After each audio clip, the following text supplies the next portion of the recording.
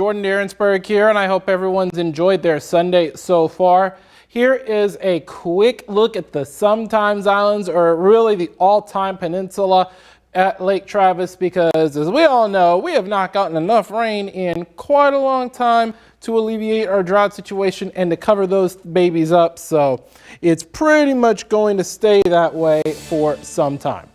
Now, as we look outside, there is Lake Travis, and we've got a few clouds hanging around, but that's not the main story of the day. The main story of the day is the fact that it has been straight up cold.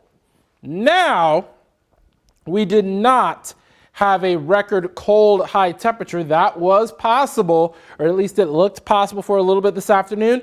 Not the case. 58 in Austin. The previous record cold was 55, and actually 57, I beg your pardon, for the airport.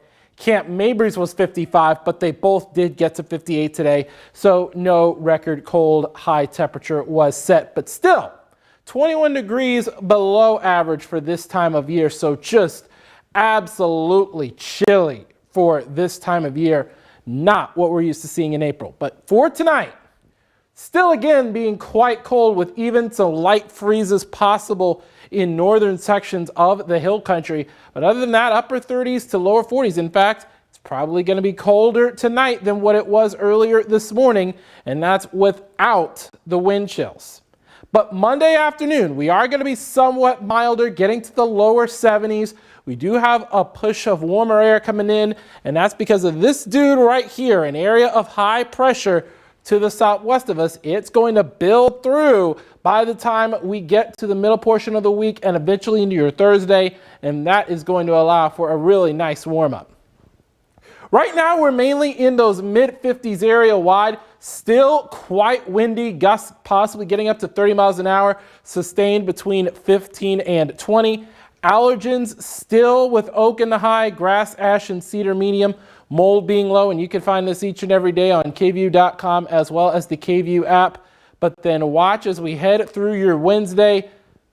Got that ridge of high pressure building in from the southwest, and that's going to be bringing us a little bit more in terms of warmer temperatures hanging around for the next few days as we head especially into Wednesday and Thursday.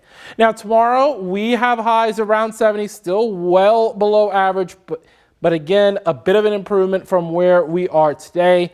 But then look at Thursday's high, getting to around 87 at Camp Mabry. But again, we're going to watch this very, very closely because 5 to 6 days out still has some lower 80s. Weak front does move through late Thursday and into Friday. But then again, right back to the upper 80s by Sunday. And oh, another thing, notice what you don't see in the 7-day forecast. That is a rain shower icon. That's right.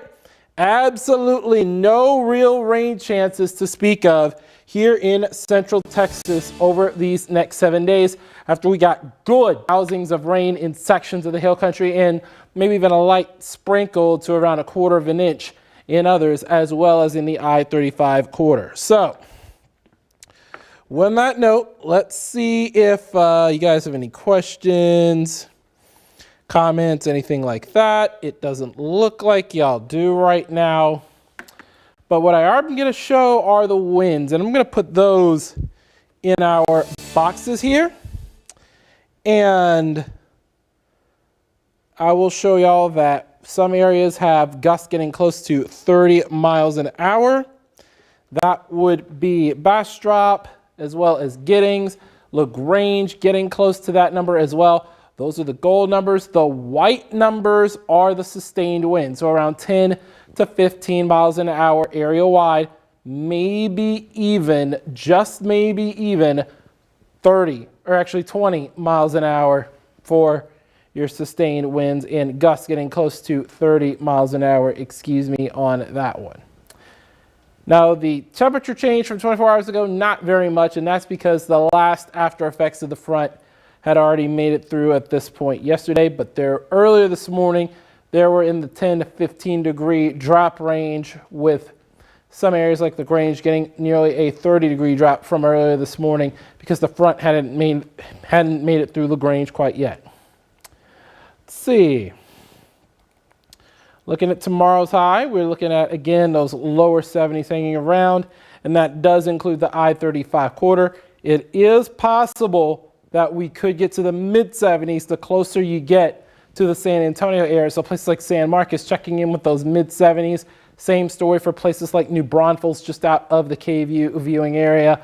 But still, though, this actually is going to feel much nicer compared to where we are today.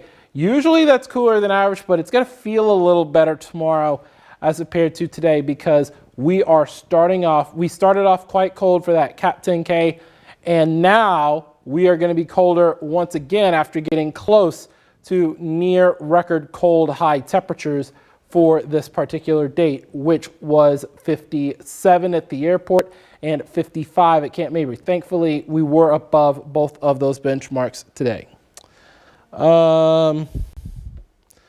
Let's see. Doesn't look like you guys have any real questions. So on that note, I just want to take a moment and I want to say thank you all so much for joining us. I will be right back here on KVU News at 5:30 with the latest on this, as well as a lot more, as well as the warming trend on for the upcoming week. Thank y'all, and y'all had a great day to have a great day. Thank you.